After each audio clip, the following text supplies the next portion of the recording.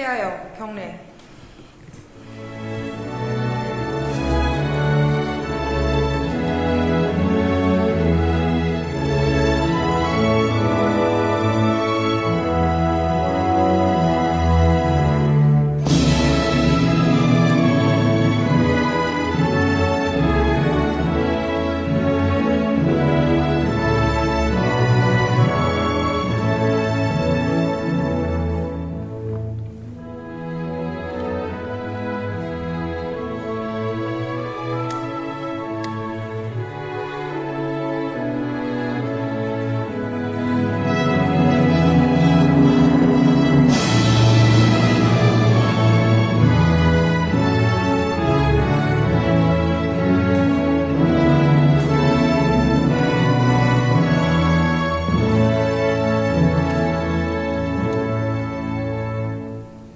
바로 모두 자리에 앉아주시기 바랍니다.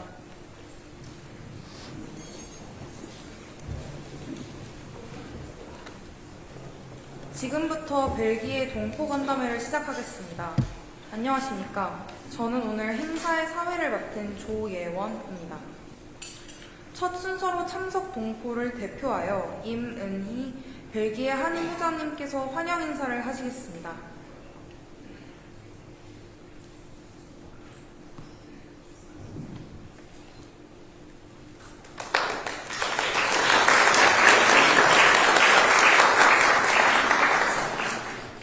존경하는 대통령님, 여사님, 친애하는 한국 동포 여러분, 안녕하십니까.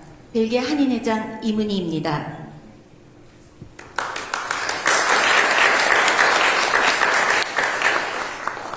오늘 유럽의 심장이자 문화와 역사가 살아 숨쉬는 벨기에에서 대한민국과 벨기에 새로운 역사를 쓰게 되실 대통령님을 모시고 여러분과 함께하는 것을 무한한 영광으로 생각합니다.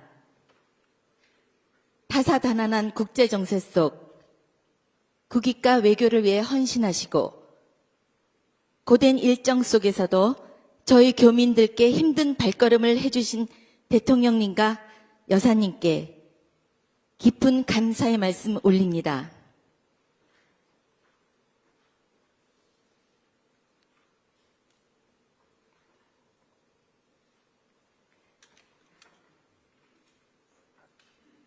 여러분, 우리에게 이토록 가슴 벅찬 역사와 감동을 선물해 주신 대통령님은 벨기에를 방문하셨던 역대 대통령님들 중에서 최초로 교민 간담회를 마련해 주셨습니다.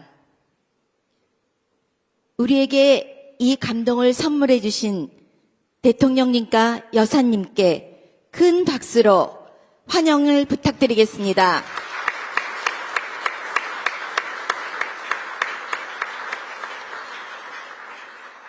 존경하는 대통령님, 한국과 벨기에는 1901년 수교를 시작하여 1950년 6.25에는 혈맹의 관계로 소중한 인연을 이어오고 있습니다.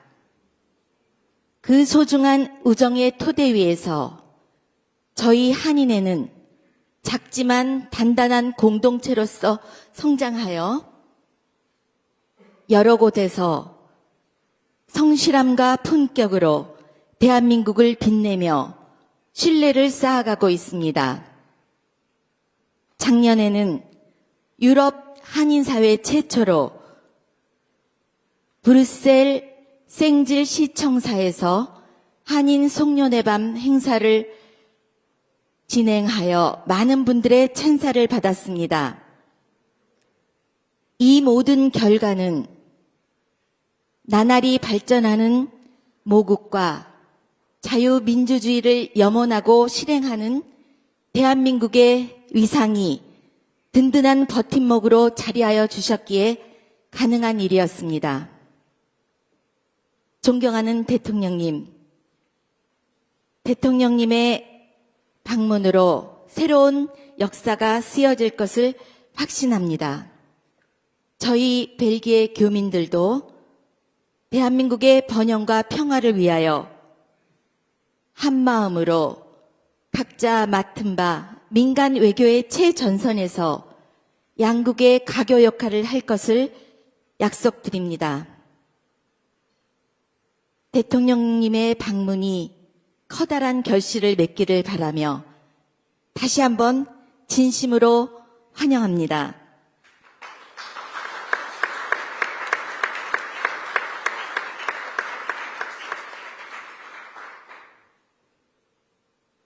여러분, 저는 오늘 힘들고 빽빽한 일정 속에서도 저희 한인회를 찾아주신 대통령님을 보고 애국이란 것을 느꼈습니다.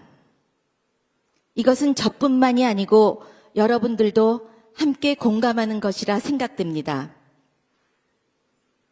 이 역사적인 감동의 순간, 여기 함께 계신 모든 분들께 커다란 행운과 건강이 늘 함께 하시기를 소망합니다. 감사합니다.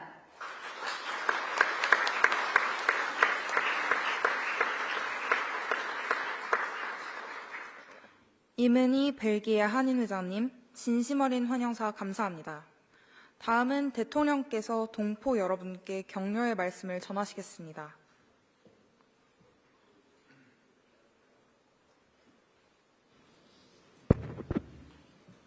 네, 여러분 반갑습니다.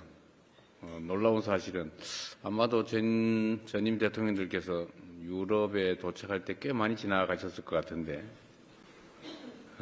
교민 간담회를 제가 역사상 처음으로 했다는 사실이 조금 놀랍기는 합니다. 이곳 교민들 수가 대개 한 5천 명 교민, 그러니까 재외 국민 더하기 동포, 국적을 갖지 않지만 대한민국에 전에 국적을 가졌거나 부모가 또는 많이 선대들이 대한민국 국민이었던 분들의 자손들, 동포라고 부르죠. 이분들이 한 5천 명 정도 된다고 하는데 사실 국가 단위로 보면 그렇게 크지는 않아서 그랬을 수 있을 것 같습니다. 그런데 지금 좀 전에 얘기했지만 벨기에가 6.25에 참전을 해가지고 당시에 106명이 전사를 했다고 해요. 국가 규모에 비하면 상당히 많은 수가 참전했고 많은 수의 전사자가 있었습니다. 그 숫자나 이런 비교를 해보면 5천 명 교민도 결코 적은 수는 아니죠. 제가 전 세계를 다니면서 이제 그런 생각이 듭니다. 대한민국 국민으로서 자부심을 가지고 또 해외에 나오면 보통 애국자들이 되지 않습니까? 국내 문제에 대해서도 좀 더 관심 갖게 되고 또 본의 아니게 비교를 당하다 보니까 본국의 위상이나 아니면 세계에서 인정받는 신뢰도 정도에 따라서 대접이 좀 다르잖아요. 안 그런가요? 아마 한 2, 3년 사이에 극적으로 느끼셨을 것 같아요. 그래서 본국이 잘해야죠. 또 교민 여러분들이 대한민국에 대해서 자랑스럽게 생각할 수 있어야 된다라고 저는 생각합니다. 앞으로 그렇게 하려고 노력해요. 재외 국민들 숫자가 수백만에 이르잖아요.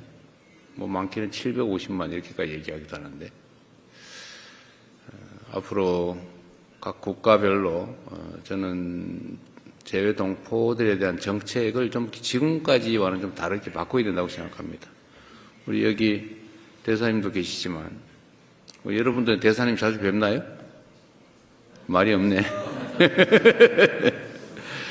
제가 이번에 취임하고 난 다음에 재외 공관장들에게 이렇게 지시를 했어요. 여러분도 아실 텐데 재외 국민들, 동포들과의 면담도 좀 자주 하고 접촉도 좀 늘려서 그것들이 과연 뭘 원하는지, 뭐가 불편한지, 어떤 제안을 하고 싶은지를 다 조사를 해보자라고 해서 전 세계적으로 했는데 제가 생각했던 것보다는 의견이 너무 적었어요.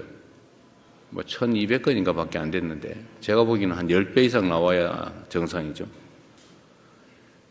그런데 제가 다녀보면 여러분들이 예를 들면 뭐 벨기에에 사시면서 대한민국 정부가 이런 것들을 좀 했으면 좋겠다, 또는 대한민국의 재외 공간이 이런 역할을 해줬으면 좋겠다라고 하는 것들이 많이 있지 않습니까? 그런데 저는 그게 제로가 될 때까지 먼저 다 해치워야 된다고 생각하는 사람이죠. 그게 재외 공간의 역할이다. 저는 뭐 그게 대한민국으로 치면 우리 대사님이 격화시켜서 기분 나쁠지 모르겠는데 저는 주민자치센터의 동장과 비슷하다 이렇게 생각하죠.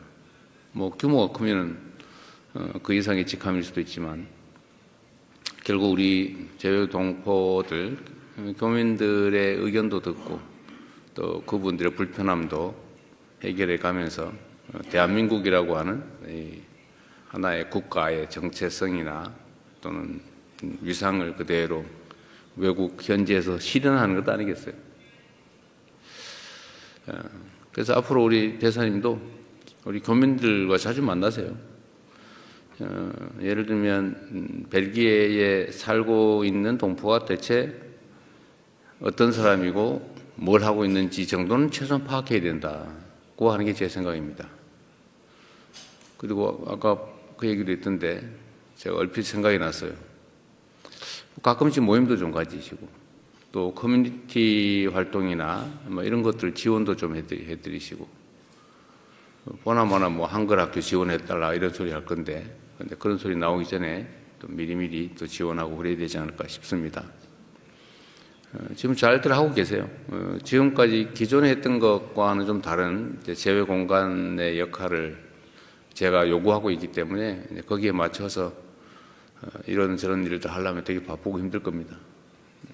그럼에도 불구하고 재외 공간의 역할은 지금까지는 뭐 정부의 공식적 역할, 그러니까 정부 대 정부 간의 이 공적 부문의 공식 업무를 처리하는 것만 해도 바빴을 텐데 이제는 그걸 넘어서서 그건 당연한 거고 그걸 넘어서서 문화 산업 진출이라든지 또는 재외 교민들의 그 일종의 플랫폼으로서의 역할을 좀 해줘야 되지 않을까 생각을 합니다. 여러분도 적극적으로 좀 활용을 하도록 하세요. 아마 재외 공간에 대한 기존의 이미지는 뭐 만나기도 어렵고 가면 불친절하고 얘기를 하면 부지하 세월에 언제 답이 올지 모르겠고 뭐 그런 시절도 가끔 있지 않았을까 싶긴 한데 이제는 전혀 그렇지 않을 겁니다. 또 안 하려고 노력해야 되겠죠.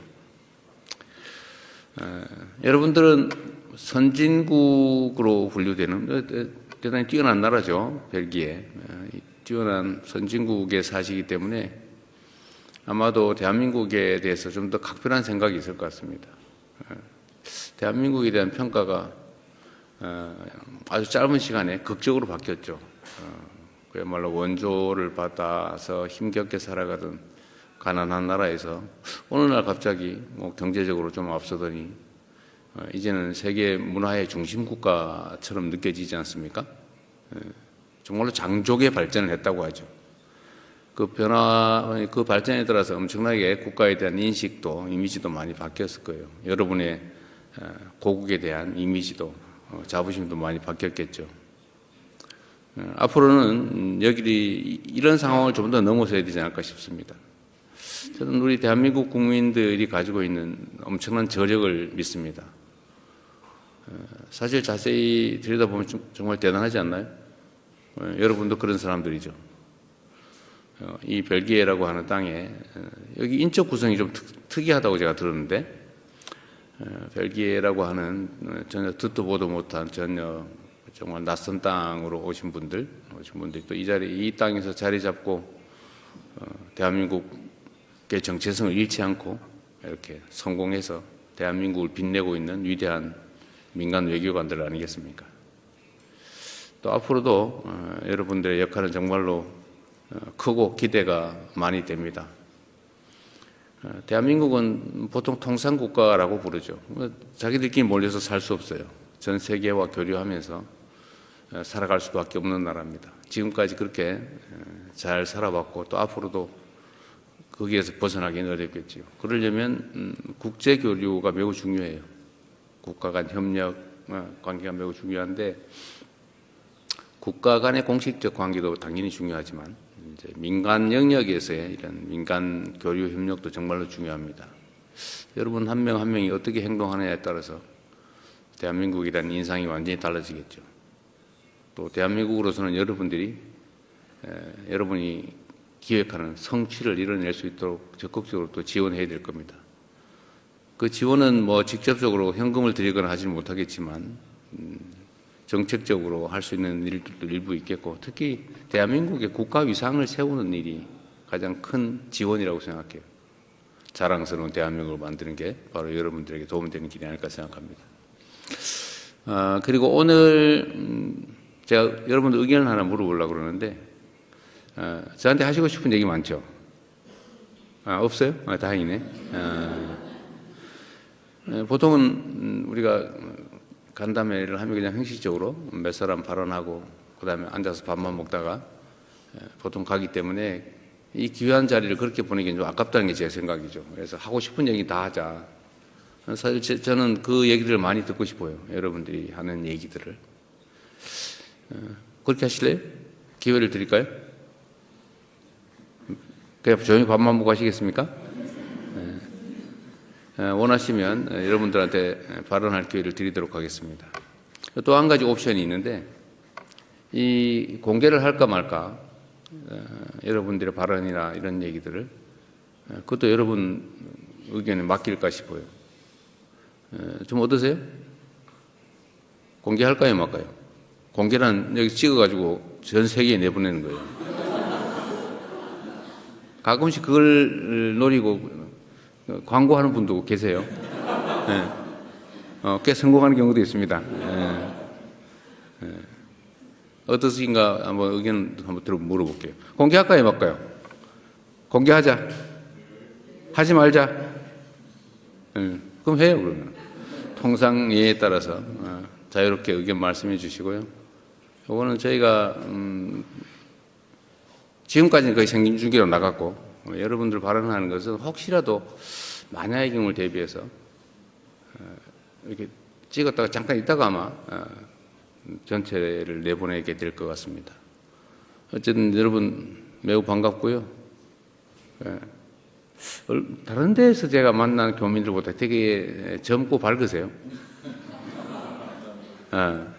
뭔가 사연이 있겠죠.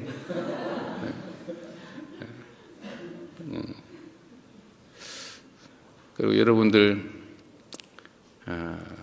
정말로 격변하는 대한민국을 보면서 걱정 많이 했죠. 빠른 시간 내에 또 회복하고 있습니다. 또 앞으로 지금까지와는 훨씬 더 나은 대한민국을 보여드릴 겁니다. 감사합니다.